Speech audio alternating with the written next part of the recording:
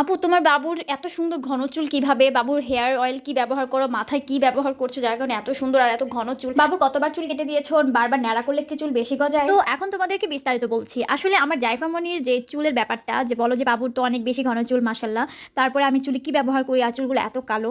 তো যাই হোক, এখন মেন কথায় আসি। জাইফামনির মাত্র 3 মাস প্লাস চলতেছে, 19 তারিখে 4 মাস পড়বে। তো জাইফামনির যে চুলের যে কালোটা, তারপরে এত ঘন কেন, এগুলো নিয়ে তো অনেক বেশি কোশ্চেন করো, ইনবক্সেও বলো। আসলে আমি মনে করি এতটুকু বাচ্চার তেমন কোনোই কসমেটিক্স লাগে না, কিন্তু আমি জাইফামনিকে কখনোই ওর হেয়ার হওয়ার জন্য, মানে চুলটা ঘন হওয়ার জন্য বারবার টাক করে দেইনি, বারবার চুল ফেলে দেইনি, বারবার চুলে কোনো কসমেটিক্সও ব্যবহার করিনি। তবে আমি জাইফামনির চুলে কি তেলটা ব্যবহার করি সেটা তোমাদের সাথে শেয়ার করতে চাই। আমি জাইফামনির চুলের মধ্যে কিভাবে ম্যাসাজ করে দিই সেটারও কিছু একটু আমি তোমাদের ভিডিওর মাধ্যমে দেখানোর চেষ্টা করব।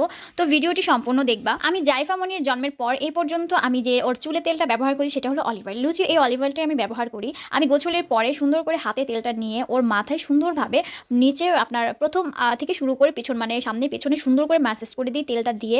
এভাবে হাত দিয়ে স্পঞ্জ করে করে আমি হেয়ারে সম্পূর্ণ, মানে চুলে আমি সুন্দর করে তেলটা ম্যাসাজ করে দিই। এই তেল ব্যবহার করার কারণে যে জাইফামনির চুল ঘন হয়েছে, কালো হয়েছে, এমনটাও নয়। কারণ জাইফামনির চুল আল্লাহ রহমতে ওর জন্মের সময় যে চুলটা নিয়ে আসছে তখন থেকে ওর চুলটা ঘন। এই চুলের জন্য আমি এক্সট্রা কোনো কিছু ব্যবহার করিনি। আর যত্ন বলতে আমি এতটুকুই করি, তেলটা দিয়ে সুন্দরভাবে ম্যাসাজ করে দিই। তবে হ্যাঁ, ম্যাসাজের কারণে অনেক সময় চুলের গ্রোথ হয়। আমার বড় মেয়ের চুল অনেক বেশি পাতলা। আমি কিন্তু ওর জন্মের পর থেকে আমার বড় মেয়েকেও কিন্তু আমি অলিভ অয়েলটা ব্যবহার করেছি, এই সেম তেলটাই ব্যবহার করেছি, কিন্তু কখনো আমি এমন কোনো রেজাল্ট পাইনি যে আমার বাচ্চার চুলটা অনেক বেশি ঘন হয়ে আসছে, কালো হয়ে আসছে। ওর চুলটা একটু ব্রাউন ব্রাউন আর হলো অনেক বেশি পাতলা। আমি অনেক চেষ্টা করেছি, অনেক ম্যাসাজ করেছি এবং অয়েল দিয়েছি, কিন্তু এটা হয়নি। আবার হ্যাঁ, অনেকে বলে যে ম্যাসাজ করলে চুলে গ্রোথ হয়, এটা আমিও মানি, এটা আসলেই হয়, ঠিক আছে। কিন্তু আমার মানে বাচ্চা জেনেটিকভাবে আর কি ওর হলো হেয়ারটা অনেক বেশি পাতলা। আর এখন আসি চুল ন্যাড়া করার বিষয়ে। আমাদের মুরব্বীরা সবসময় বলে চুল যত ফালিয়ে দিবেন, যত চুল কেটে দিবেন, যত ন্যাড়া করে দিবেন ততই চুল গজাবে। এটা একদমই ভুল ধারণা রে ভাই। চুল যতবারই কাটেন না কেন, চুল যেটা হওয়ার সেটাই হবে। আমি আমার বড় মেয়ের চুল অনেকবার কেটে দিয়েছি, যেহেতু ফার্স্ট বেবি আমিও সবার কথাটাকে মানতাম, তো অনেকবার ন্যাড়া করে দিয়েছি, কিন্তু ওর চুলটা যেমন হওয়ার তেমনই হয়েছে, কখনোই ঘন হয়নি। আর আমার ছোট মেয়েটা হওয়ার 1 মাস পরে যেহেতু শীত পড়ে গেছে, সেজন্য ওকে আমি একবারই এখন পর্যন্ত ন্যাড়া করে দিয়েছি। এরপর এখন পর্যন্ত আর চুল কাটানো হয়নি। তবে গরম আসলে চুল ফেলে দিব, কারণ গরম আসলে বাচ্চাদের চুলে ইচিং হবে বা দেখা গেছে যে ঘামাচি হবে, সেজন্য আমি ফেলে দিব।